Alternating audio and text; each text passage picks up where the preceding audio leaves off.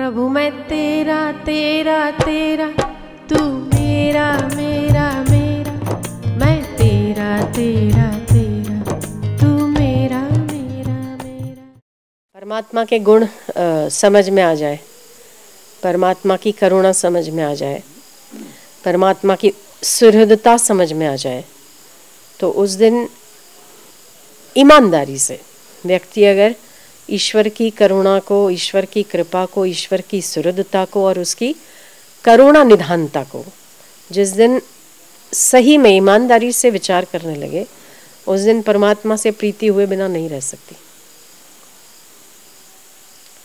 वो इतना करुणाशील है, दासों का दास बनने को तैयार,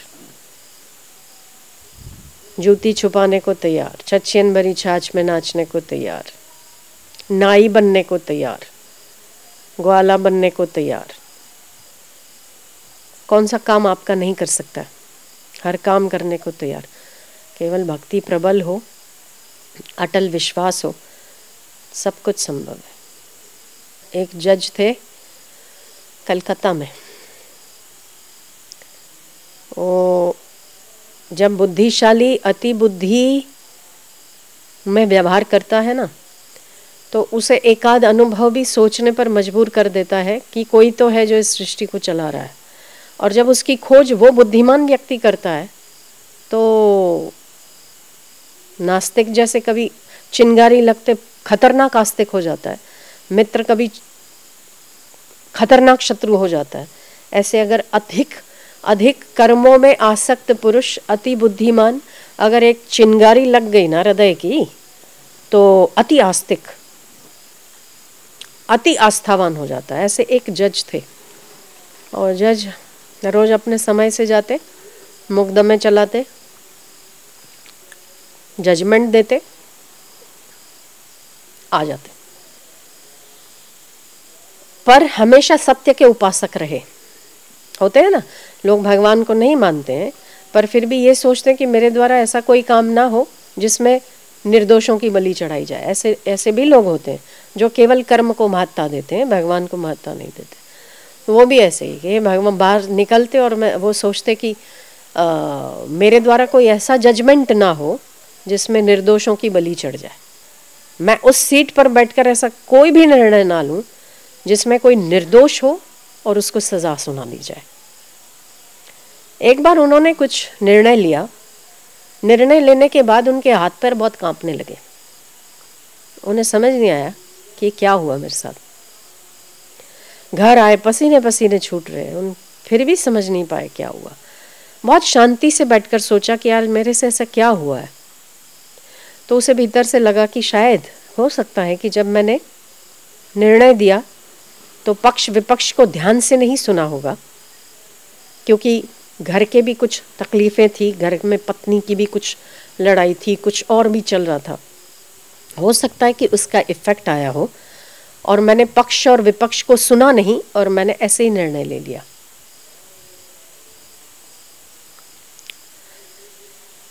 उन्होंने अगले दिन गए।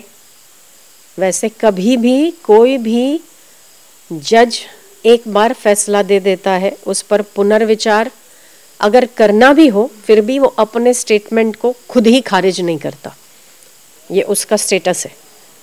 एक बार अगर किसी जज ने जजमेंट दे दिया, उसके बाद वो ये नहीं कहता कि मैं वापस लेता हूं अपना निर्णय। पर ये अगले दिन जब गए तो इन्होंने सारी फाइलें मंगाई, पूरा खंगाला उन्होंने। पक्ष विपक्ष दोनों का जो स्टेटमेंट जो लिखे जाते हैं वो दोनों पढ़े और उनके पाँव के नीचे से धरती खिसक गई कि जो मैंने जजमेंट दिया उसमें तो जो निर्दोष व्यक्ति था वो मारा जा रहा था। लगता तो ऐसा ही है कि वो निर्दोष होगा, पर अब दोषी करार दे दिया गया तो अब फिर से निर्दोष कैसे हो सकता है। पर फिर भी वो सत्य के उपासक थे। और पहले सच्चाई पर चलने वाले लोग ज़्यादा थे। आजकल भ्रष्टाचारी ज़्यादा हो गए हैं। पहले कहीं ना कहीं व्यक्ति के पास विवेक होता था कि मैं गलत कर रहा हूँ। अब तो व्यक्ति के पास विवेक है, गलत कर रहा हूँ, फिर भी उसके ऊपर परत चढ़ने के लिए उसका दम हाजिर है अहम हाजिर है। अरे लोग क्या सोचेंगे, तुमने ही निर्णय दिया, तुम ही उसको खारिज करोगे, लोग क्या सोचेंगे, अगली बार से आइंदा से तुम पर भरोसा नहीं करेंगे, ऐसे मत करना, हो गया तो हो गया, क्या फर्क पड़ता है। ये आज की बुद्धि कहती है।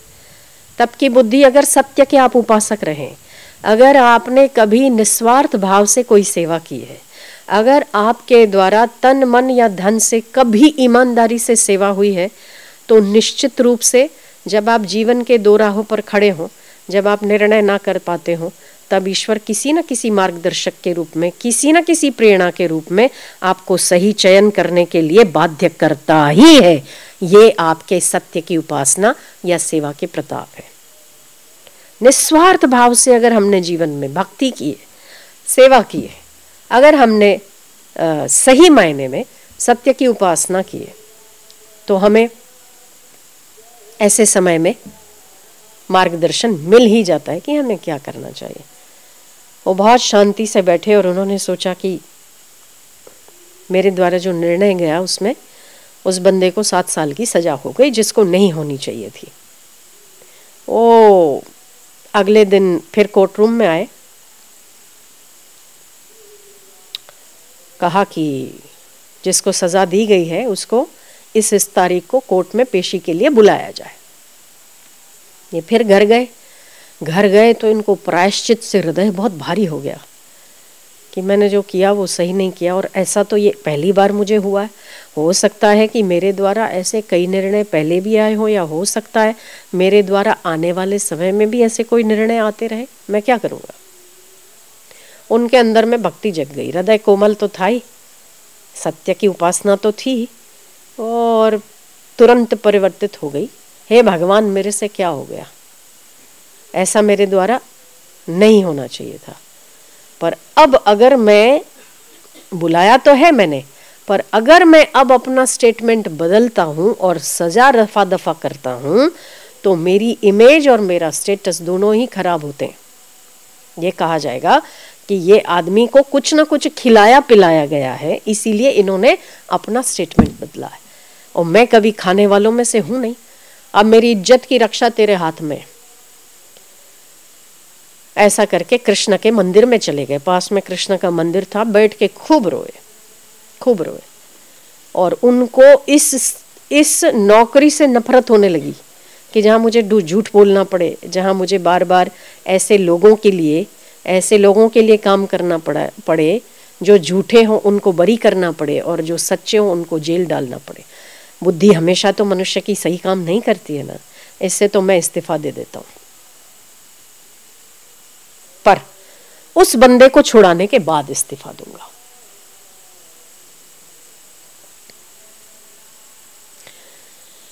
वो फिर गए, नियत समय पर, नियत डेट पर उस व्यक्ति को बुलाया गया, और उन्होंने कहा कि मैं अपने ही स्टेटमेंट को खारिज करता हूं।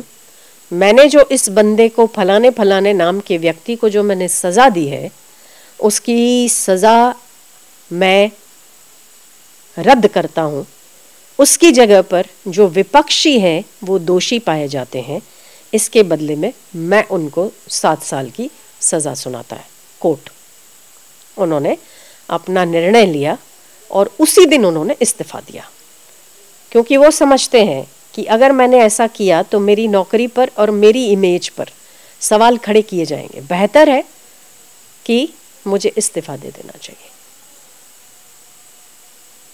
उन्होंने इस्तीफा दिया। जब वो इस्तीफा देकर वापस आए तो फिर वो कृष्ण मंदिर में आए। कृष्ण मंदिर में आए, बैठे, फिर उनका चित्त बहुत डावाडोल हुआ, बहुत रोए और कहा कि परमात्मा तूने मुझे बचा लिया, नहीं तो मैं कैसे कैसे काम करता। उन्होंने क्या देखा थोड़ी देर के बाद कि इस्तीफा भगवान कृष्ण के चरणों के पास, जो इस्तीफा इन्होंने कोर्ट रूम में दिया, वो इस्तीफा इनको भगवान कृष्ण के चरणों के पास मिला। उनके आश्चर्य का ठिकाना नहीं था कि जो मैंने इस्तीफा कोर्ट में दिया है वही का वही इस्तीफा, वैसी की वैसी भाषा नीचे मेरी सिग्नेचर के साथ वहां पड़ा हुआ मिला। परमात्मा तेरी क्या लीला है, क्या चाहता है तू? उसे भीतर से आवाज आई, इस्तीफा नहीं देना है, कोर्ट में जाना है। अब इसका मन मानने को तैयार नहीं। ये इस्तीफा फाड़ के फेंक दिया इन्होंने और जंगल की ओर रवाना हो गए। इनकी अगली पेशी फिर थी। इनके केस और भी पेंडिंग पड़े थे जिनमें इनको जजमेंट लेना बाकी था। पक्ष विपक्ष सुन लिया था, होता है ना, पेंडिंग जजमेंट्स होते हैं। तो कई पेंडिंग जजमेंट्स इनके बाकी थे। क्या आप इस बात को मान सकते हैं कि इस बंदे के जंगल में चले जाने के बाद, इस्तीफा देने के बाद, उस इस्तीफा का अस्वीकार स्वयं परमात्मा करते हैं, तभी उसको वहां कृष्ण के चरणों में उसको इस्तीफा मिलता है। ठीक है, उसने फाड़ कर फेंक दिया, इसका मतलब तो इस्तीफा स्वीकार नहीं हुआ, वहां भी नहीं हुआ होगा, परमात्मा के दरबार में भी नहीं हुआ। पर उसके ग्लानि से चित्त इतना भरा था कि वो जंगल की ओर निकल गए। क्या आप ये मान सकते हैं कि पीछे के 110 केसों का जजमेंट उस सीट पर बैठकर उसी बंदे ने निर्दोषों को बरी किया है, और वही कृष्ण की कृपा वहां काम लगी। कृष्ण स्वयं उसका स्वरूप लेकर उसके जज के सीट पर बैठकर जजमेंट देते हैं। ये परमात्मा की कृपा है। ऐसे कई, एक नहीं, अनेक अनुभव हम आपको बता सकते हैं। आज के युग में भी, आज में भी ऐसे कई लोग हैं जिनकी तादात्म्यता परमात्मा के साथ हो जाती, फिर उसके काम उसको करने पड़ते। योगक्षेम वहां में हम, ये साधु बनकर जंगल में बैठा है। एक दिन वहां से कोई गुजरता है, बोले अरे आपकी तो दाढ़ी वाड़ी लंबी हो गई है, आपने तो उसको बरी कर दिया, उसको बरी कर दिया। क्या जजमेंट देते हैं आप, क्या पावरफुल जजमेंट देते हैं आप। पर आपकी तो कल परसों तो मैंने आपको कोर्ट में देखा, यहाँ आपकी 2 दिन में दाढ़ी कैसे लंबी हो गई। इसने बोला मैं तो उस तारीख से आज तक कोर्ट गया ही नहीं हूं। उसने बोला कैसे हो सकता है, हमने देखा तेरे को। उसका कलीग वहां से गुजर रहा था। उस बोले मैं इस कोर्ट रूम में जिस दिन से मैंने अपना स्टेटमेंट बदला है, उस दिन से आज दिन तक मैंने कोर्ट रूम में एंट्री नहीं मारी है। बोले पर आज भी उस सीट पर तू ही आता है, जजमेंट लेता है, निर्दोषों को बरी करता है, अपनी जय जयकार करवाता है। आज भी। उससे सोचा ये कैसे हो सकता है, कैसे हो सकता है। उसको बहुत कौतूहल हुआ। उसने सोचा मैं ही जाके देखता हूं कि कौन सीट पर बैठता है। इसकी दाढ़ी तो लंबी थी, होलिया तो बदला हुआ था। कोर्ट रूम में ये बंदा जाता है और देखता है कि अपने जैसा ही एक और बंदा उसी नाम का बैठा सीट पर जजमेंट ले रहा है, निर्दोषों को बरी कर रहा है। लोग तालियां बजा रहे हैं, निर्दोष छूट रहे हैं। जैसे ही वो अपनी सीट से, डाइस से उठ के दरवाजे के बाहर जाते हैं, ये उनके पीछे लगता है। पीछे पीछे पीछे पीछे पीछे पीछे, ये भी पीछे पीछे पीछे पीछे। आखिर उसी मंदिर के पास आते हैं। उसी मंदिर में उसी का रूप समा जाता है और ये फूट फूट के रोता है, दंडवत प्रणाम कर कर के रोते हैं। प्रभु आपका काम, मेरा काम, आपको जज बनना पड़ा, मेरे स्वरूप में आपको जज बनना। अरे मुझे आदेश दे देते। तो उसको आवाज आती है, मूर्ख मैंने आदेश तो दिया था ना तेरे को। क्योंकि आज के समय में सत्य के उपासक बहुत कम है। मैं नहीं चाहता कि निर्दोषों की बलि चढ़े, तो तुम जैसे लोग अपने कर्तव्यों को छोड़कर दूसरे लोगों को अंधेरे के गर्त में डालो, भविष्य जिनका अंधकारमय हो जाए। ऐसे लोगों के हाथ में अगर निर्णय चले जाए तो इस देश का क्या होगा, समाज का क्या होगा, और निर्दोष लोगों का क्या होगा। तुम्हारा कर्तव्य ही है, यही तुम्हारे सत्य की और मेरी उपासना होगी। उसने दाढ़ी वाड़ी मुंडवा दी अगले दिन से। पर जब तक उसको समझ नहीं आई, तब तक उसकी ड्यूटी किसने की? परमात्मा ने की। अगर आप सत्य के उपासक हैं, अगर आप सच में सेवा करते हैं, अगर आप में निस्वार्थ भावना है तो कहीं न कहीं आपका चयन परमात्मा करते हैं। जरूरी नहीं है कि बैठ के विठल विठल या पांडुरंग पांडुरंग करोगे तभी उसकी प्रसन्नता प्राप्त होगी। नहीं, अगर आप सत्य पर चलते हैं तभी भी आपकी उपासना स्वयं परमात्मा करते, आपका चयन ईश्वर करते। ऐसे एक नहीं, अनेकों उदाहरण है। परमात्मा के क्या क्या अनुभव है, किस किस नाम से पुकारो, कुछ कोई बंधन नहीं है उसका। वो जगत का नाथ है फिर भी सबका दास है। जब सबका दास है तो सबका स्वामी है। किस रूप में, कब, कहाँ, इसीलिए कहते हैं कि सबके निस्वार्थ भाव से सेवा करनी चाहिए। न जाने क्यों हम परिक्रमा में थोड़े दिन गए ना, तो परिक्रमा में एक नियम है कि कुछ लोग जो परिक्रमा करते हैं, कुछ लोग तो चप्पल बिना करते हैं, कुछ लोग चप्पल पहन के करते हैं, कुछ लोग आदि बस से आदि, पर हर व्यक्ति आपको ऐसा दिखेगा कि आइए आइए, बिना खा के मत जाइए। कुछ लोग तो पकड़ पकड़ के खिलाते हैं। क्यों? क्योंकि वो समझते हैं कि किसी न किसी रूप में नर्मदा माई यहाँ से परिक्रमा करती हुई आई, और अगर उस रूप में हमको आशीर्वाद दे गई, अगर उस रूप में हमको मिल गई और हम चूक गए सेवा करने से। केवल नर्मदा परिक्रमा में ही नर्मदा माई नहीं आती है, ये सारा जगत ही नारायण का स्वरूप है। अगर नारायण का स्वरूप समझ के सेवा की जाए तो न जाने किस भेष में हरि आके मिल जाए। हरि व्यापक सर्वत्र समाना, प्रेम ते प्रगट होई मैं जाना। तो जिसको अति प्रेम है और जिसको भगवत भाव रखकर सेवा करने का आदत है, स्वभाव है, उसके लिए परमात्मा दूर है ही नहीं। तो ऐसा नहीं है कि केवल कृष्ण बन के उन्होंने जूती छिपाई, उसके बाद भी कई कई ऐसे भक्त हो गए जिनके लिए परमात्मा नाई बन गए, जिनके लिए परमात्मा दास बन गए, किसके लिए चोर बन गए।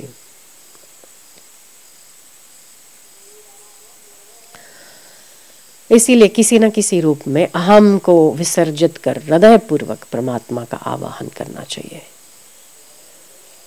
पुकारना चाहिए। अपने दोषों को कभी कभी देखते हुए ईश्वर की अनंत याद में दोषों को जला देना चाहिए। पातकों का नाश हो जाता है। क्या परमात्मा की, इसीलिए अगर तो आप भगवान का स्वरूप अच्छे से जानते हैं तब, या तो आप संसार का स्वरूप अच्छे से जानते हैं तब। संसार में देखो कैसा पग पग पर धोखा है कि नहीं है। जो पहले मित्र थे बाद में शत्रु बन जाते हैं। 199 उपकार करो, अगर एक अपकार कर लो तो 99 उपकार धुल जाते हैं, पर एक अपकार याद रहता है। तू ही था ना, तू ही थी जिसने ऐसा किया, तू ही थी ना, तू ही थी, ऐसा किया ना तूने। और परमात्मा के दरबार में एक भी अगर उपकार किया, एक भी अच्छा काम किया, सदैव याद रहता है। तो अगर तो परमात्मा का स्वरूप समझ में आ जाए, उसकी उदारता समझ में आ जाए, उसकी करुणा समझ में आ जाए, तब ईश्वर उससे प्यार के बिना नहीं रह सकता।